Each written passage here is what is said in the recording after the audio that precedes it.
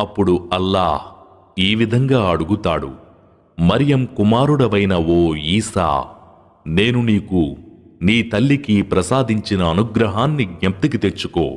అప్పుడు రూహుల్ ఖుదుస్ ద్వారా నేను నీకు సహాయం చేశాను. నీవు ఊయలలో ఉన్నప్పుడు పెద్దవాడైన తరువాత కూడా ప్రజలతో మాట్లాడేవాడివి. అప్పుడు నేను నీకు గ్రంథాన్ని, వివేకాన్ని, తౌరాతును, ఇంజీలును నేర్పాను. అప్పుడు నీవు నా అనుమతితో మట్టితో పక్షి ఆకారం లాంటి దాన్ని తయారు చేసి అందులోకి ఊదగానే నా అనుమతితో అది నిజంగానే పక్షి అయిపోయేది. అలాగే నీవు నా అనుమతితో పుట్టుగుడ్డిని, కుష్ఠురోగిని బాగుచేసేవాడివి. నా అనుమతితో మృతులను లేపి నిలబెట్టేవాడివి. నీవు స్పష్టమైన నిదర్శనాలతో ఇశ్రాయేలు వంశీయుల వద్దకు వచ్చినప్పుడు ఇది స్పష్టమైన మాయాజాలం తప్ప